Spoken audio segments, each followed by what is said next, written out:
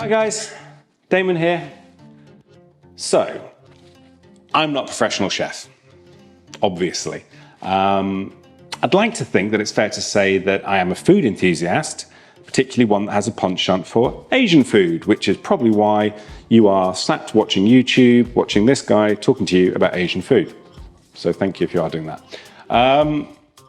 I spent the last few years now trying to teach myself, trying to learn what I can about the nuances of Asian cooking. So particularly, obviously, the recipes, the ingredients that are used in those recipes, the combination of those ingredients to create certain flavors, certain textures, certain experiences.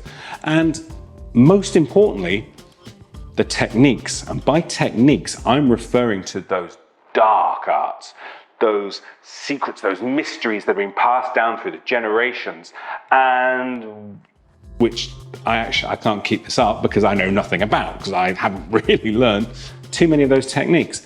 But what I have for you today is one really solid, bona fide food hack, which will help you guys get a little bit closer to producing restaurant quality food at home. My food hack is this. I am talking about the process of velveting.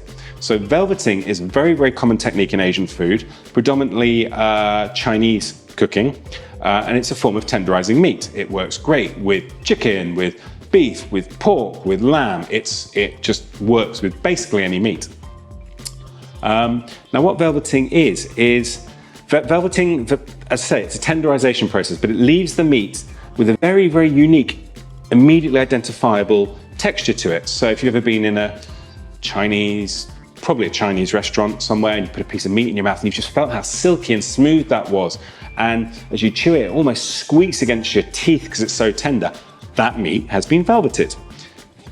Now the proper technique for velveting is not all that complicated, but it does take effort, it does take time, it does take several ingredients that you may or may not have in your pantry. So what I'm going to teach you today is a way to food hack that technique and recreate almost exactly the same sensation in terms of how tender your meat will be, but with using only one secret ingredient. So let's do it.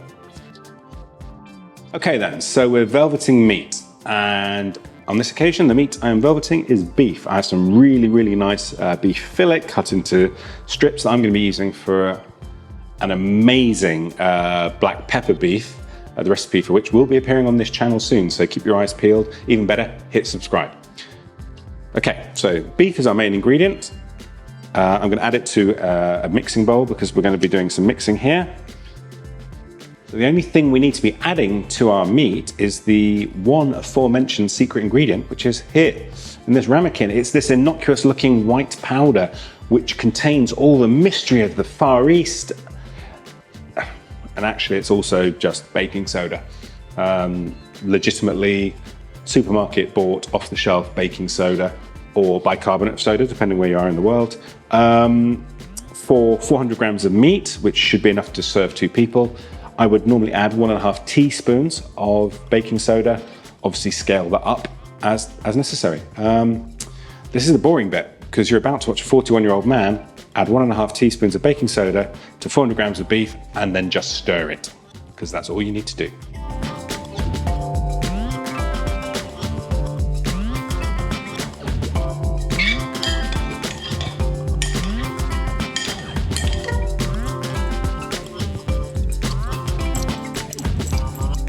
Okay then, I bet you didn't think that was going to be the best thing you saw on the internet today, but it was, wasn't it?